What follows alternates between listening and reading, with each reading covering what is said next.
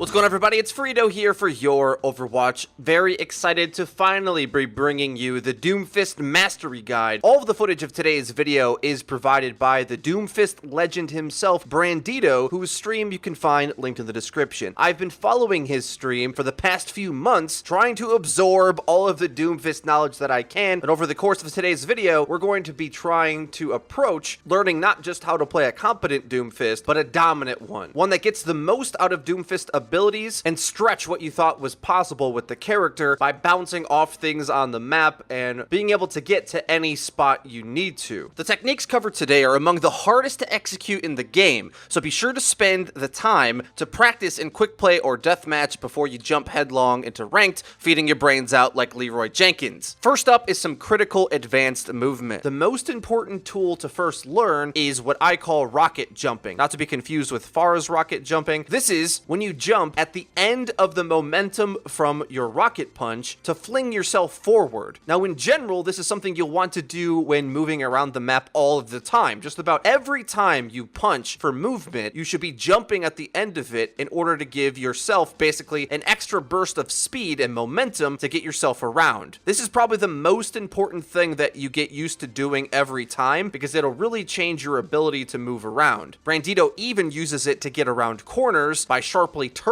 at the end of one, really taking control of that midair movement. This is done by turning your camera while you're soaring with rocket jump, because once we hit spacebar to launch ourselves out of rocket punch, we're now free to guide that momentum with where we're looking. Remember, your move keys don't have any effect until you complete the punch, but looking around or moving your cursor will allow you to turn and adjust your trajectory mid-flight. This takes a bit getting used to, but when you master it, you really catch opponents out because they don't expect you to be able to come at them from the angles you actually can. I would say you want to be sure to not have too low of a sensitivity, because if so, you might not be able to react fast enough to be able to quickly turn your camera to make a significant turn on your motion. Altering your flight path is great, but the harsher of a turn you can get on the punch, the scarier this technique becomes, because remember, normally you go in a straight line from A to B. So the opponents that are trying to shoot you are expecting you to take that path, whereas you start twisting and contorting your flight pattern during the burst of movement, you're just not getting hit by anything, really. So now that we know how to rocket jump, let's show off what I'll call the basic Doomfist engage combo. This is something that you'll want to get down into the muscle memory of your hands because you'll be executing this basically non-stop throughout the game. It goes like this. Set up, ideally from high ground, seismic slam in, uppercut hand cannon until the thing's dead, or until you are about to die and you have to run away, then rocket jump your way the heck out of dodge into safety to try to get your cooldowns back again. Now, there's a few major tips that I have for the slam. I think it can be very easy to overthink seismic slam. If you try to target someone with it rather than target the area that you're trying to connect with, because remember, it takes time for you to travel flying through the air, committing to that location, so it has to be guaranteed to hit something when you get there. To secure this, Brandito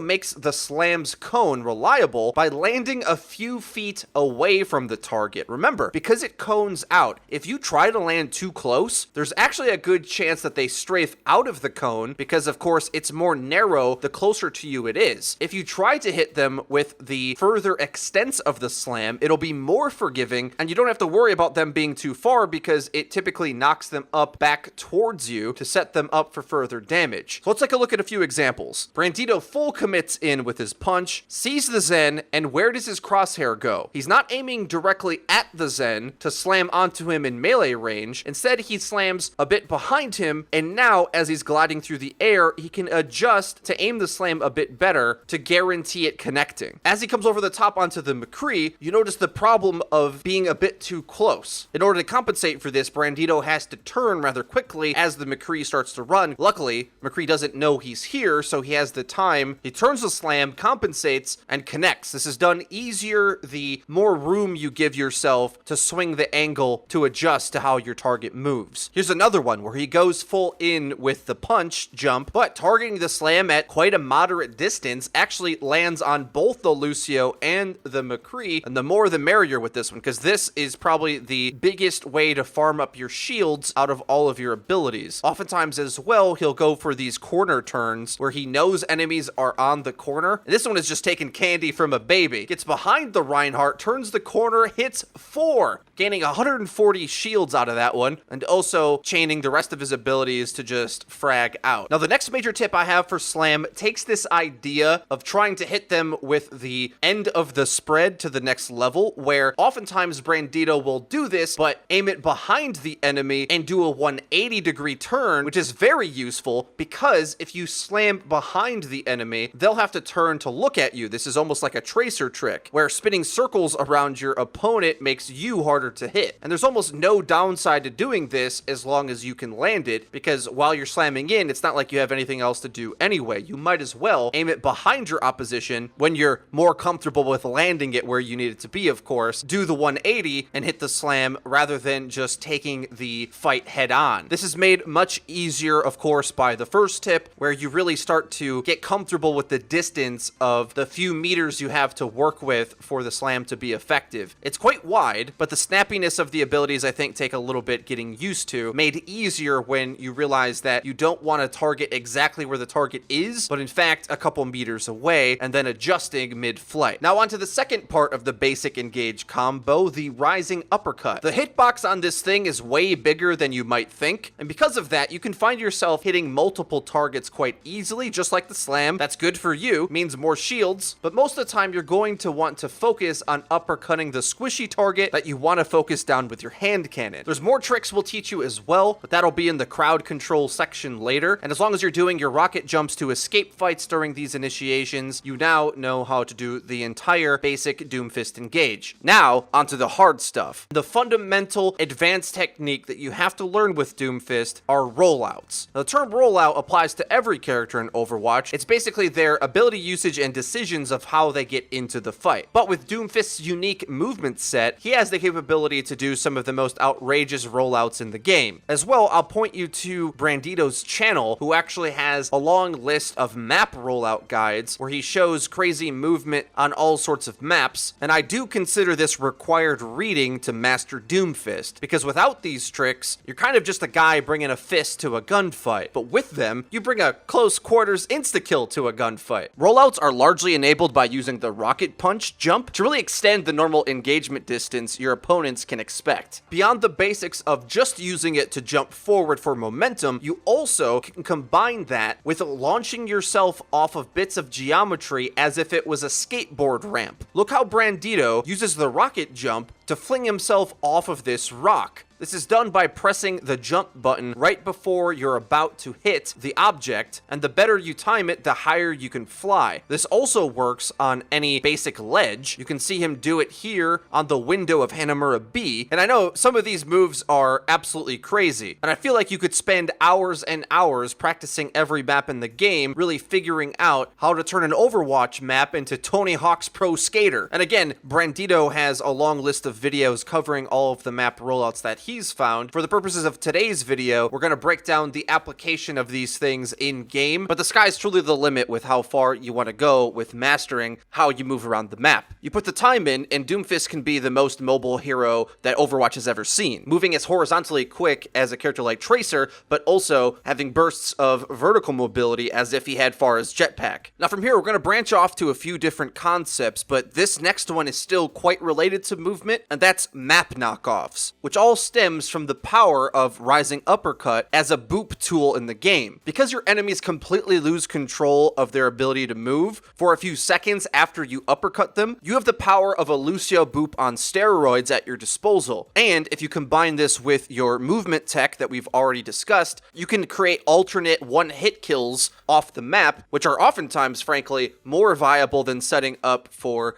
hitting enemies into walls with the rocket punch. The biggest skill to hone with this is where you position as you punch. I would say about 5 meters or so away from the ledge is where you want to be standing, and somehow lure the enemy into fighting there so that you can set up the angle to have batters up and send them flying into the pits of despair. For example, you can use the slam in order to soft stun your opponent's movement so that you can set up exactly where you want to stand to launch them, or use the rocket punch punch jump that we talked about earlier to fly yourself towards the position you want to be and just make sure that you hit the uppercut before your window closes to successfully land the launch. As long as you're combining this in with the rest of your Doomfist engaged skill set and still leaving escape tools for you to survive with, especially your Meteor Strike when you need it, you should feel comfortable attempting to go for these plays. And to increase your effectiveness with this technique, obviously look to target characters that are low on mobility options. Because if they are, beyond killing you before you uppercut them, they're guaranteed to die if you aim it properly off a ledge. Because I mentioned Meteor Strike, let's go into that next. Although sometimes you can use it to secure kills, and I'll talk about that,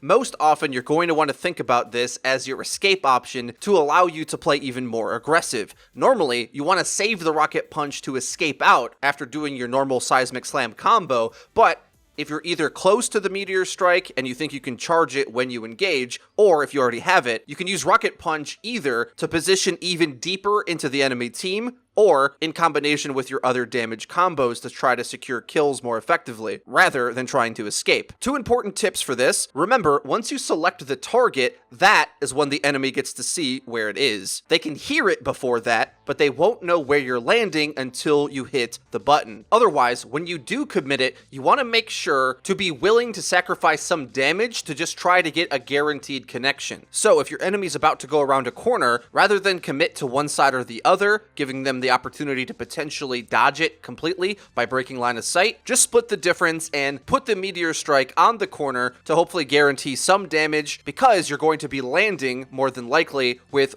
a few of your abilities left, and that's really where you get your killing potential out of Doomfist. Meteor Strike isn't the best killing tool, especially when so many of your other cooldowns can essentially get one-hit kills anyway, so instead it's best to think of Meteor Strike for its ability to place you in the fight, escape the fight, and once in a while like another one of your damage cooldowns, but mostly for its mobility. The biggest secret tip for this is that oftentimes Bandito will use Meteor Strike to go on the rooftops of buildings, which I didn't even know you could do. Of course, your enemies will hear you use Meteor Strike, but they're going to assume that you're just going to do it back to safety and most likely aren't going to see you land. This is important because it segues into our next segment, which is all about crazy map positioning. Of course, you can use his ultimate to get to some of these spots in a pinch, but you would be surprised the high percentage of time that Bandito spends to either get himself or lie in wait up on top of a rooftop or an archway like a gargoyle, waiting to set up for a seismic slam engage. The benefit of this, of course, makes a surprised airborne attack,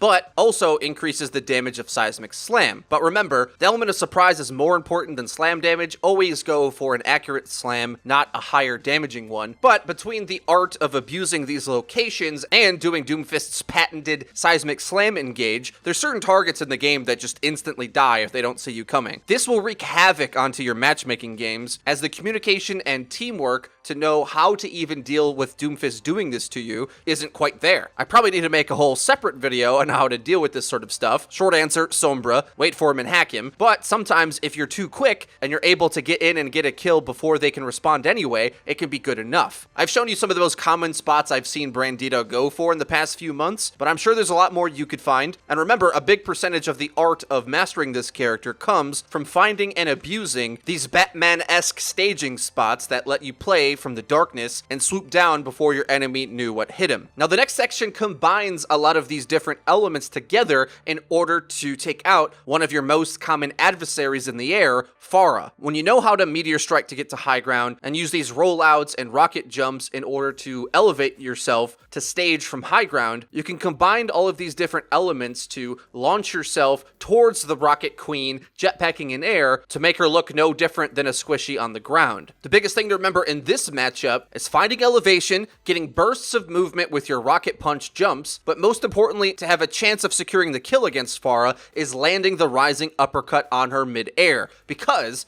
despite having a jetpack, she still, like everybody else, loses control of her character for a couple seconds once you hit her with the stunner. And once you do that, your hand cannon will be more than enough to blast away her lifeless, limp, bird-like body. In this matchup, I would say remember to be patient to actually get where you need to be in air. Don't rush your abilities, because if you try to do this too fast and are worried about getting shot, you're probably not going to land it. It takes some serious midair control and precision to even have a chance to do this. So I would say favor patience to make sure that you accurately land the uppercut, and then take the time to land all of your hand cannon shots as well, using the second or so you have to work with, because you have a very small window where you'll be flying and she'll be stunned, where you can feasibly follow up on the kill. Of course, the new rate of fire Pharah is more scary up close and personal now, but it'll still take 3 rockets to kill you if you're at 250 HP. Pharah and Pharmacy generally does counter Doomfist, but most Pharah players will have no idea how to respond if you start going at them midair, bullying them like they're a soldier or a Zenyatta. For the Pharah player to outplay you, she would want to either save her jump jet or her concussive blast to have a burst of movement when you come in, throwing off your ability to connect the uppercut, or as well, there's a chance that she hits multiple midair directs on you before you land lethal damage. But generally, I would say if you land the uppercut, you're probably getting that kill. And it's not even out of the question to use your punch midair if you feel yourself drifting away and you want to close the distance a little bit, but especially if you can connect it with her, it gives you more shields, will apply a little bit of a stun. Just remember, accuracy is more important than charge, because really your hand cannon's going to be doing the heavy lifting in this matchup. One last thing before we go, I want to do a play-by-play breakdown of Bandito using all of these movement techniques to really amp up his evasiveness, which is something you'll get better with over time. Not only being able to do all the tricks, but during the chaos of the fight, being able to maneuver to the best possible position. Here on Junkertown, this fight doesn't look too promising at the start, as he encounters some outplays on his engagements, which is something that all Doomfist players have to face. The Zenyatta gets bubbled, pops Transcendence, body block on his Meteor Strike, and now his Mercy's dead. But despite the enemy having a Mercy, who's getting a res on the McCree, look how Bandito uses the rocket punch jump to turn around the corner, surprising this McCree, who wouldn't have expected him to be able to close the distance around that angle, dumps his cooldowns into him, and now, despite his team being at a healer disadvantage, they're at a firepower advantage with the enemy backline DPS dead. When McCree's away, Doomfist will play. From here, he's allowed to bully the front line and just keep resetting his cooldowns to play cleanup after that one good evasive trick. The current era of Doomfist feels a lot like what Tracer looked like in previous metas, where if you're able to deal with your best counter, Doomfist can just clean up an entire fight even at a massive disadvantage. So that makes him quite a strong character for solo queue, as even when your teammates are falling, you still have the opportunity to make the right movement plays to get in, kill the key targets, to set up for a cleanup phase after that. Well guys, it's gonna be everything for today's video on how to take your Doomfist play to the next level. If it helped you out and you enjoyed it, please be sure to leave the video a like. It really does help us out, lets us know that you're enjoying the content, and to be sure that you don't miss our next upload, be sure to hit the subscribe button and the bell icon so that you actually get notified when our videos go live. Link to the description is our Twitter, where we tweet out news, updates, and dank memes. That's been it for me. I've been FREEDO for Your Overwatch. I'll see you guys next time.